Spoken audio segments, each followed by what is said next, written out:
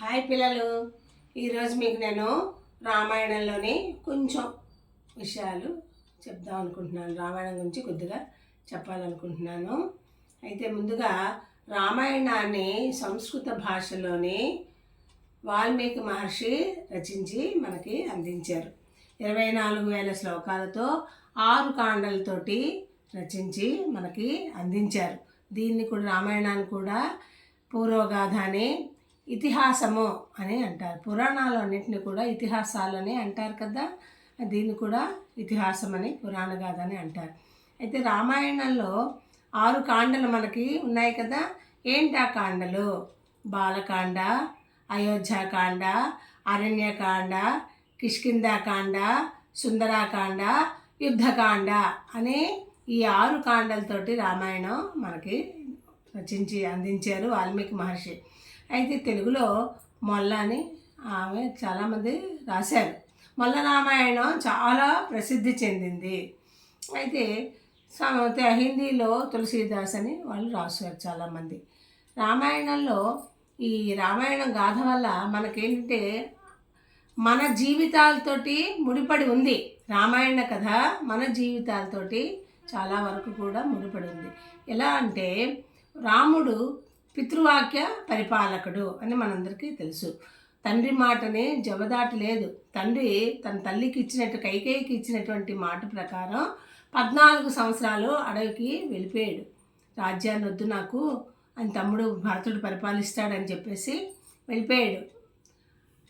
అలా ఇంటికి పెద్ద కొడుకు తండ్రి తాలూకా బాధ్యతని స్వీకరించాలని రాముడు పాత్ర ద్వారా మనకి తెలియజేస్తుంది. అలాగే భార్య అంటే సీత మహాసాధ్వి. ఆమె వల్ల మనకి భార్య ఇల్లాలు ఎలా ఉండాలి, భర్త వెనకాలే ఆమె నడవాలి, భర్త అడుగుజాడల్లోనే ఎప్పుడూ కూడా ఉండాలి అని సీత మనకి సీత పాత్ర ద్వారా మనకి తెలుస్తుంది. మన జీవితంలో కూడా స్త్రీలు భర్తనే అనుకరించాలి అనేటువంటిది తెలుస్తుంది.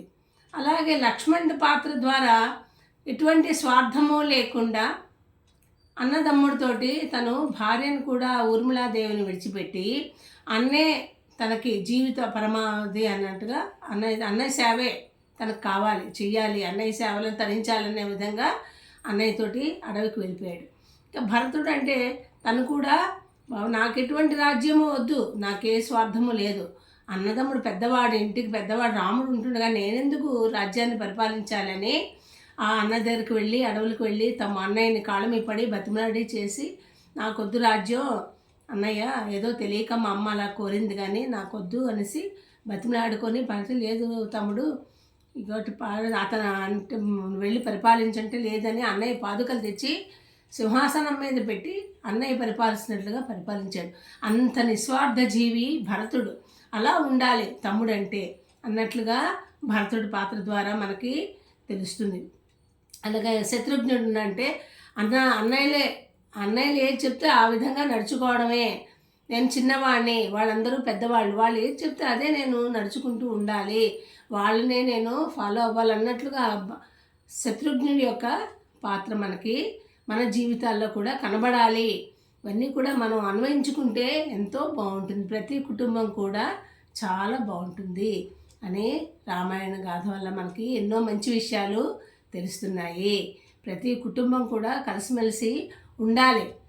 ఒకరి ఆశాపాశ బంధుత్వం, అభిమానాలు, ప్రేమలు, అనురాగాలు ఉండాలి. ప్రతి అన్నదమ్ముల మధ్య ఉండాలి, భార్యాభర్తల మధ్య ఉండాలి, తల్లిదండ్రుల మధ్య ఉండాలి అనేటువంటిది మనకి రామాయణం ద్వారా తెలుస్తుంది.